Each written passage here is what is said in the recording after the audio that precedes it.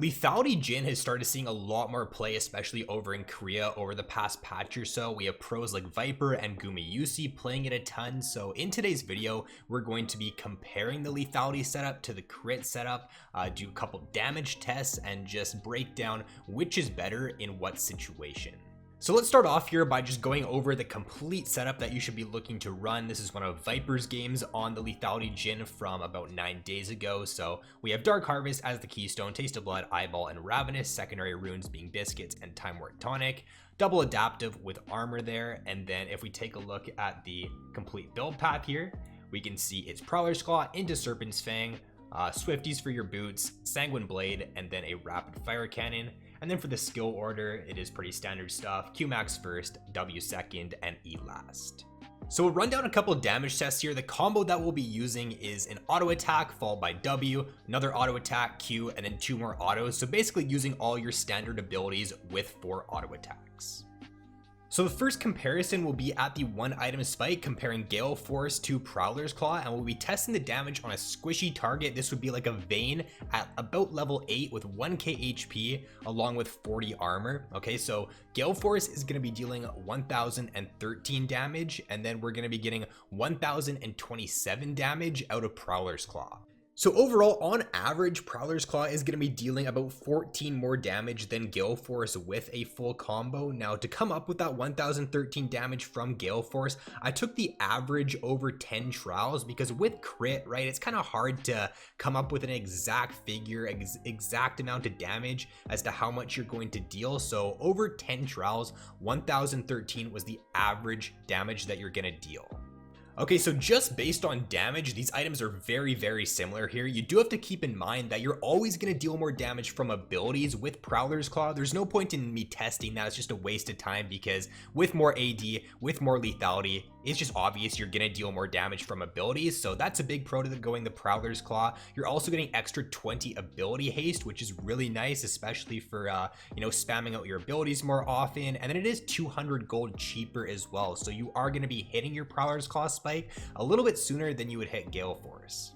So comparing the damage at their 2 item spikes with the crit build here of Gale Force and the Collector against a squishy target, you'd be dealing 1733 damage with that combo, and then against a tank, 860 damage. Looking at Prowler's Claw and Serpent's Fang, you're going to be dealing 1739 damage against a squishy, and then 771 against a tank.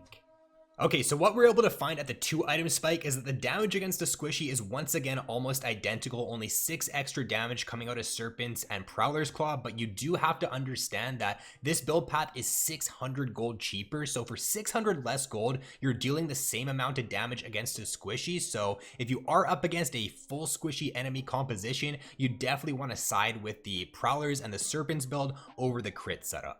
When you are up against a tankier composition though, the target dummy I used for that damage test mimicked a Malphite at level 11 with 2 items. So he would have like 170 armor, 2.3k HP. So against a target like that, you are going to be dealing 89 extra damage when going for the crit setup. Most of your games though, in a lot of games, there's not going to be multiple tanks on the enemy team. Like I would be definitely going for this crit build if the enemy team has like a tank jungle, tank top lane. But in games where the whole enemy composition is squishy, they're not going to be stacking much armor at all, then building this Prowlers into Serpents is going to be really good value.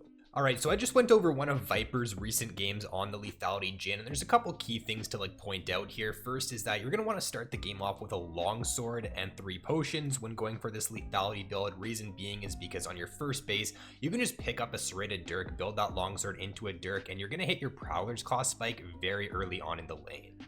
So in a standard lane here, Viper's got his Prowler's Claw at about 10 minutes, level 7.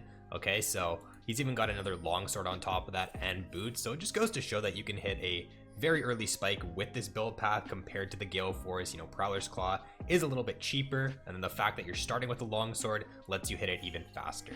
Now, as for the Prowler's Claw usage, you're only going to want to use it onto the opponent when you're 100% sure that you're going to be able to finish them off and pick up the kill. You don't want to put yourself in danger by using the Prowler's Claw active. A lot of the times, the only situations where you're really going to use it is if it's 100% guaranteed that the enemy's going to die. So if we just take a look in this situation here, right? Volibear's dead, and then Camille is super low in this situation, so he's gonna get him low. Just Prowler's Claw in like that. Q 4-shot, really nicely done to finish him off. So the Prowler's Claw active just gives you some really nice added sticking power, and it allows for you to chase down those kills like that. Here's another really good clip of how you should be looking to play these like mid to late game team fights as Jhin when playing Lethality. Your ultimate just does so much damage that you can just sit back once the enemy is like half HP, and you can just throw an ult down. And if you're a good Jhin player and you can hit your ultimate charges, you know, then you're just gonna be able to clean up these fights so easily. So the enemy team here, Varus is pretty low, Karma's about half, Camille's full HP, so he's just gonna sit back here and he's just gonna be able to take all of them out here with this ultimate. So we'll just play this out here. One ult charge is just gonna take out the Varus immediately, and that's the power of the Dark Harvest there as well to help you finish those kind of kills off. And then if we take a look here, okay, he misses one. Karma is about, what, 70% HP here with this shield. Without the shield, she's about half. And if we take a look at how much damage this ult charge does here, this isn't even a 4-shot either, keep in mind. Almost takes her out. Without that shield, Karma's dead in that situation. And then he's going to finish her off here with a really nice 4-shot snipe.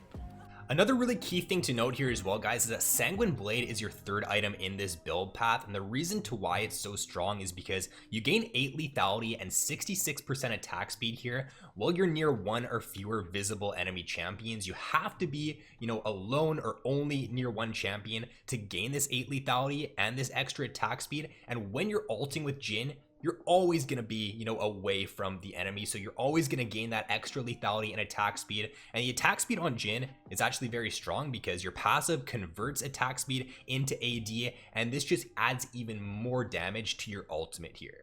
So that is going to be all for the video, guys. This build becomes even stronger in 11.11 here because of the Serpent's Fang buff. So I definitely recommend trying this out if you're a Jhin player, if you want to pick up Jhin. Really good build if you're up against a lot of squishy enemy champions. So that said, if you guys enjoy it, be sure to drop a like and subscribe if you have yet to already. So thanks for watching. Have an awesome day, and I will see you in my next video.